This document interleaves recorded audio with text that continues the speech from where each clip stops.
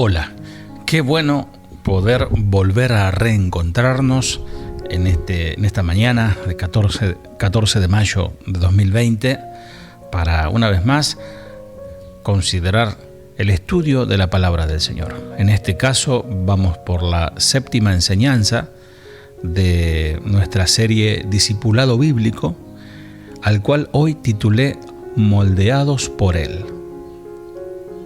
Prepara tu Biblia, prepara tu anotador allí, algo para acompañar, un té, un café, un mate, y vamos a comenzar. Corrían los años 1500 en Italia y se buscaba insistentemente a un escultor para hacer la figura del rey David con su honda en la mano. La obra al final fue encomendada al gran artista Miguel Ángel, a quien le fue dada una mole de mármol de 5 metros de altura, con la cual se dedicó durante 2 años continuos a darle forma. Y esta escultura se consideró la más valiosa, la obra maestra más grande de todos los tiempos, el David de Miguel Ángel. Esta historia me hace pensar seriamente en Jesús como el gran escultor, el gran moldeador de sus discípulos. Un verdadero discípulo no nace, sino que se hace. El verdadero discípulo no se recibe por herencia. Se puede escuchar por allí, yo soy de la 4ª generación de predicadores, o soy nieto de pastor, entonces heredé esto. En la mente de Jesús nunca se anidó esa idea de producir discípulos en series, como si se tratara de la mentalidad de un moderno fabricante de productos para hacer algo en serie. No es así. Entre el maestro y el discípulo debe haber una relación maestro-discípulo. Dice la palabra del Señor, busquemos en Efesios capítulo 4, versículo 11 al 13, que Él dice allí que Él mismo constituyó a unos apóstoles, a otros profetas, evangelistas, a fin de capacitar al pueblo de Dios para la obra de servicio, para edificar al cuerpo de Cristo.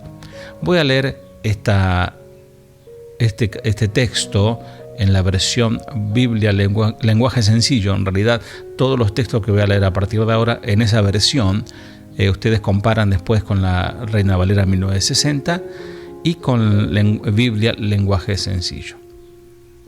Él fue quien les dio a unos la capacidad de ser apóstoles, a otros la de ser profetas, a otros la de ser evangelistas y a otros la de ser pastores y maestros. Hizo esto para que todos los que formamos la iglesia, que es su cuerpo, estemos capacitados para servir y dar instrucción a los creyentes.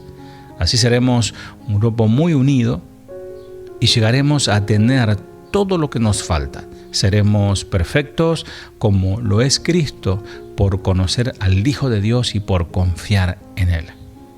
Jesús, el Señor, tiene una visión clara: formar discípulos y formarlos bien, capacitados, perfeccionados para ser como Él, que a su vez preparen a más discípulos conforme a la plena estatura de Cristo. En los días de Jesús, la relación entre los maestros y sus discípulos era sumamente importante. Un discípulo obedecía más al maestro que a sus propios padres. Jesús, sin embargo, fue diferente a los otros maestros en varios aspectos. Vamos a ver. Primero, Jesús no fue elegido, sino que Jesús nos escogió. En aquel tiempo, una persona pedía ser discípulo de un maestro en los tiempos antiguos, tal como ahora un estudiante elige dónde va a estudiar. Pero como el mármol no escogió a Miguel Ángel, tampoco nosotros escogimos a Jesús. Dice Juan 15:16, ustedes no fueron los que me eligieron a mí, sino que fui yo quien los elegí a ustedes. Les he mandado que vayan y sean como las ramas que siempre dan mucho fruto. Así mi Padre les dará lo que ustedes le pidan en mi nombre. Segundo, el Señor tiene con sus discípulos una relación permanente. Los discípulos seguían a su maestro por cierto tiempo y luego se separaban de ellos. Sin embargo, los discípulos de Jesús son discípulos permanentes. Jesús dijo que el que pone su mano en el arado y luego mira atrás no es digno de ser su discípulo.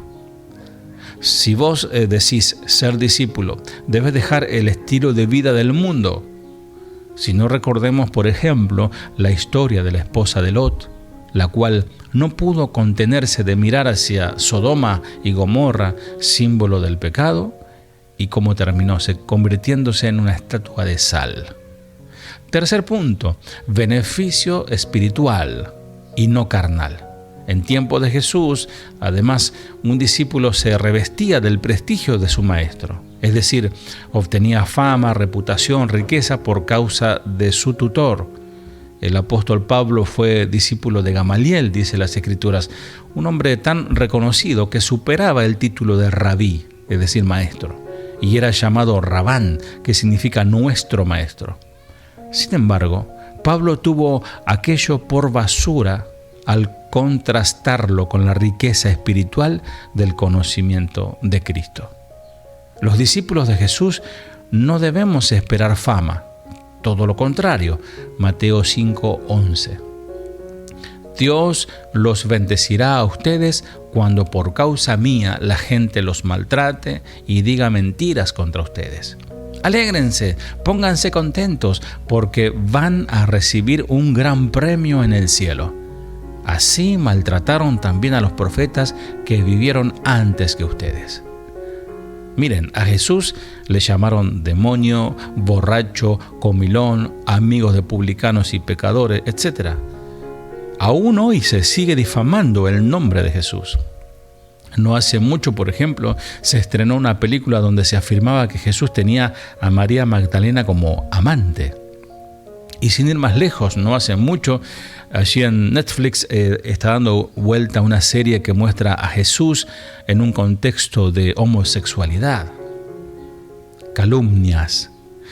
Si vos te decís ser cristiano, pero la forma en que vivís no pone en evidencia el pecado de los demás, se duda de que seas un verdadero discípulo. Repito este concepto. Si vos te decís ser cristiano, pero la forma en que vivís no pone en evidencia el pecado de los demás, es decir, si vos actúas correctamente, noblemente, honestamente, puramente, evidencias a los demás que actúan todos torcidos. Hacé la prueba. Viví como Jesús dice y vas a ver cómo el mundo se vuelve contra vos. Jesús no ofrece bienestar, riquezas y prosperidad, o que vos, como dice un eslogan por allí, pares de sufrir. Fíjate lo que dice en esta versión que estoy utilizando, Biblia Lenguaje Sencillo, Lucas 12:49 al 56, búscalo ahí, Lucas 12:49. Dice: yo he venido para encender fuego en el mundo, y cómo me gustaría que ya estuviera ardiendo. Pero primero tengo que pasar por una prueba muy difícil y sufro mucho hasta que llegue ese momento. Bueno, hago un paréntesis para analizar estos dos versículos. Algunos comentaristas dicen que el fuego simboliza la naturaleza ardiente del ministerio cristiano, que consume lo perecedero y purifica lo imperecedero. Sin embargo, a la luz de este deseo de que el fuego que ya se haya encendido y la obvia referencia a su muerte como prerequisito para que aparezca ese fuego, es mejor interpretar la declaración como una referencia al celo ardiente de los creyentes, que está vinculado con el derramamiento del Espíritu Santo, bautismo de fuego, Hechos capítulo 2. El fervor del testimonio lleno del Espíritu suscitaría la oposición de los que no creen. Fíjate cómo sigue diciendo, versículo 51. ¿Creen ustedes que vine para establecer la paz en este mundo? No, Yo no vine a eso, vine a causar división. En una familia de 5, 3 estarán en contra de los otros 2. El padre y el hijo se pelearán, la madre y la hija harán lo mismo, y la suegra y la nuera serán enemigas. Jesús le dijo a la gente: cuando ustedes miren hacia el oeste y ven una nube en el cielo, dicen, va a llover, y en verdad llueve. Y si ven que sopla el viento desde el sur, dicen, va a hacer calor, y así pasa. ¿A quién tratan de engañar?, dice 56. A ustedes les basta mirar el aspecto del cielo y de la tierra para saber si el tiempo será bueno o malo, pero miran lo que yo hago y no son capaces de entender que son señales de Dios. Tremenda palabra para hacer un análisis aparte, ¿no? Pero puntualmente el Señor está hablando que el seguirla a Él causa división. Eso, ¿por qué? Porque evidenciamos el pecado del otro. Entonces el padre se volverá contra la madre, el padre se volverá contra el hijo, porque el hijo es cristiano, o viceversa. Se decidió seguir a Cristo. Ahora, si Jesús fue calumniado, ¿qué vamos a pensar con respecto a sus seguidores? ¿Quién nos hace pensar que los seguidores del Señor no seremos calumniados? El tema es cómo respondemos. Miren, les cuento brevemente una experiencia personal. Con mucho esfuerzo y sacrificio, mi esposa María y yo hemos trabajado, pero por décadas, por al menos 2 décadas, duro hemos trabajado para poder tener nuestra propia casa. Pero no han faltado algunos con sus calumnias. El pastor tiene su casa porque le sacó a la gente. Personas que hablan por hablar, que ni saben, ni conocen, ni nos conocen. Pues el Señor nos otorgó nuestra casa mucho antes de ser pastores nosotros. O sea, existen las calumnias, puras calumnias. A Jesús se lo hicieron. Y a vos te van a calumniar por ser cristiano, por hacer el bien. Van a tratar de ensuciar tu nombre. Para ser honesto, cuando alguien te difama así, duele, nos sentimos contrariados, pero cuando nos sentimos así mal, nos sentimos decepcionados, inclusive con algunos, oremos a Dios. Y si oras a Dios, Él te va a preguntar, ¿la acusación es falsa o verdadera? Si es falsa, no te preocupes, te dice el Señor. No te preocupes si es falsa. Al contrario, dice su palabra ahí en el texto que leímos, gózate. Ahora sí, preocúpate cuando te acusen de algo cierto. Y ahí sí tendrás que vértela conmigo, dice el Señor a sus hijos. Así que mejor que nos acusen falsamente y tenemos que gozarnos sabiendo que es mentira. El discípulo verdadero ha sido esculpido por el Señor, ha sido moldeado por el Señor. La iglesia es como el arca de Noé. ¿Y qué debemos hacer para no llenarnos de amargura? Porque a veces pasa. Bueno, fíjate lo que dice Mateo capítulo 5, 44 al 47. Mateo 5, 44 al 47, pero ahora yo les digo, amen a sus enemigos y oren por quienes los maltratan. Es decir, ¿qué tenemos que hacer? ¿Llenarnos de amargura? No. Dice, oren, amen a sus enemigos y oren por ellos. 45. Así demostrarán que actúan como su Padre Dios, que está en el cielo. Él es quien hace que salga el sol sobre buenos y sobre los malos. El Señor no hace acepción de personas para hacer ese bien. Él es quien manda la lluvia para el bien de los que le obedecen y de los que no lo obedecen. Si ustedes aman solo a quienes los aman, Dios no los va a bendecir por eso. Recuerden que hasta los que cobran impuestos para Roma también aman a sus amigos. Si saludan solo a sus amigos, no hacen nada extraordinario. Hasta los que no creen en Dios hacen eso. Bueno, por alertar a los creyentes acerca de los falsos profetas, algunos de los líderes o pastores de casa de oración hasta han recibido amenaza de muerte terrible, calumnias. Alguien dijo que la iglesia es como el arca de Noé. Soportamos el amontonamiento, soportamos las apreturas y hasta los malos olores con tal de evitar el juicio de afuera. Miren, la iglesia puede estar llena de ovejas. El ideal sería que la grey del Señor sea, lo natural sería que sean ovejas, pero también hay burros salvajes, también hay serpientes, cabritos, lagartos y algún que otro escorpión. El colmo de lo que ocurre al interior de la iglesia de hoy es un video que anda circulando por allí, un pastor maldiciendo a todos aquellos que se pronuncian contra su ministerio. Tremendo, hombres fatuos, lejos de la voluntad de Dios y su palabra.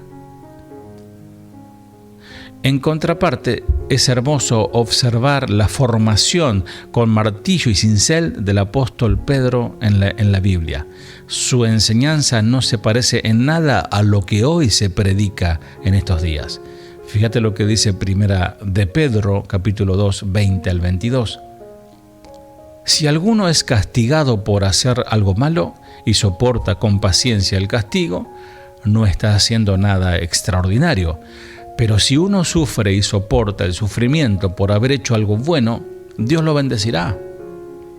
Repito esto, pero si uno sufre y soporta el sufrimiento por haber hecho algo bueno, Dios lo bendecirá.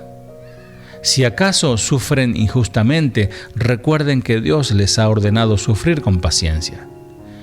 Y en eso Cristo les ha dado el ejemplo para que hagan lo mismo, pues Él sufrió por ustedes. Cristo no pecó nunca y jamás engañó a nadie. Seguimos en Primera de Pedro, pero capítulo 4, versículo 14 al 16. Si alguien los insulta por confiar en Cristo, consideren ese insulto como una bendición de Dios.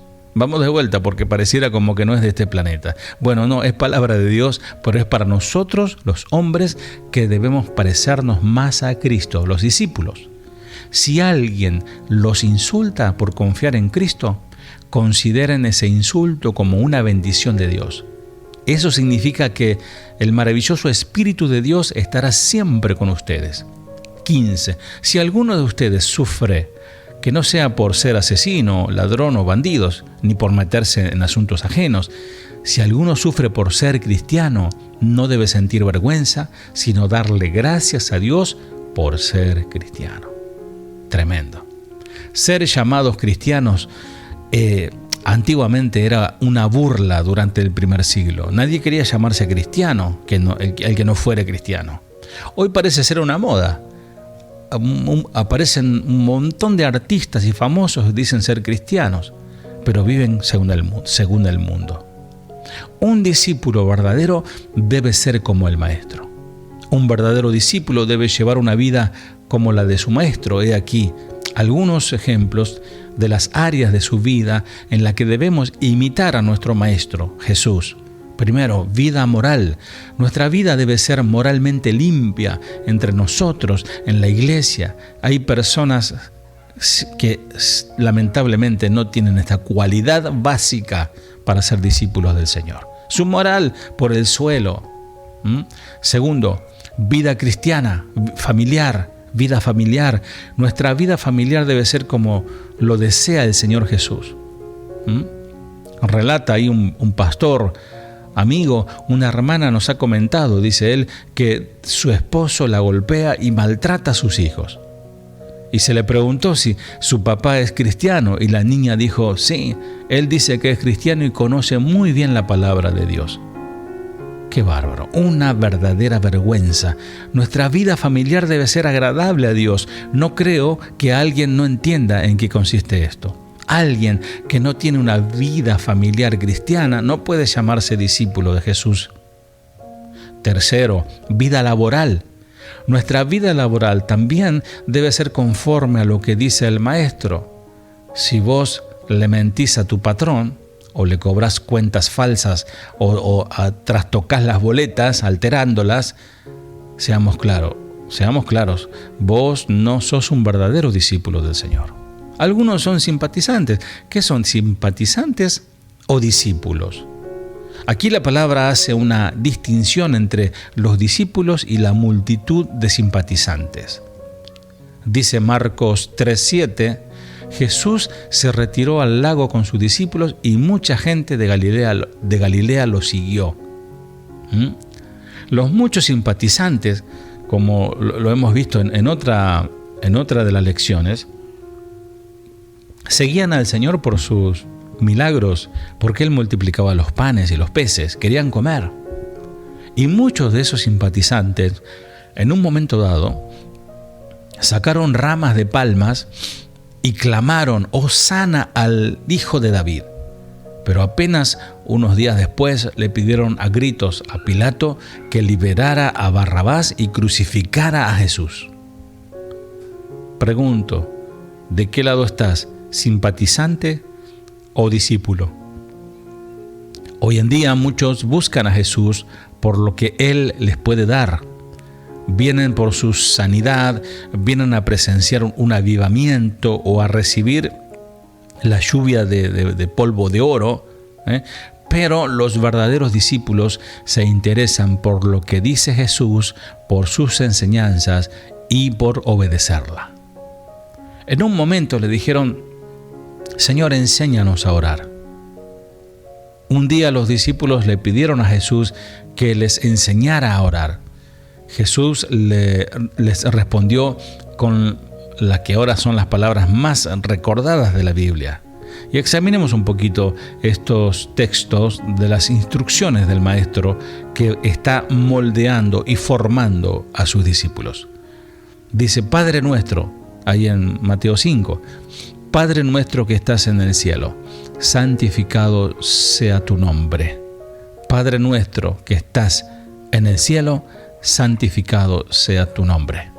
En esta oración, ¿reconoces que Dios es el Altísimo? ¿O sos de los que pone a Dios entre la espada y la pared para que cumpla sus promesas? O peor, sos de aquellos que les dan órdenes a Dios diciendo: a la cuenta de 3, haz que la unción o la riqueza y la prosperidad caiga a la cuenta de 3. ¿Qué distorsión doctrinal que estamos viviendo en este tiempo? Sigue diciendo el Padre nuestro: venga tu reino, hágase tu voluntad en la tierra como en el cielo. Hágase la voluntad ¿de quién? Hágase mi voluntad o la voluntad de Él. Jesús no vino a morir en la cruz para que hagas tu lista de exigencias. Quienes deben hacer su voluntad aquí en la tierra somos nosotros. Bueno, sigue diciendo: danos hoy nuestro pan cotidiano. Danos hoy el pan de cada día. Aquí el Señor nos está hablando no está hablando de riquezas, no está hablando de abundancia. Jesús nos está diciendo que pidamos lo necesario, lo imprescindible. Hoy es común que se interprete equivocadamente el versículo que habla de que Jesús vino para darnos vida en abundancia. Muchos dicen sin sustento bíblico que ahí dice que Jesús vino para darnos abundancia material. No, Jesús no vino a dar abundancia material, vino a darnos abundancia espiritual.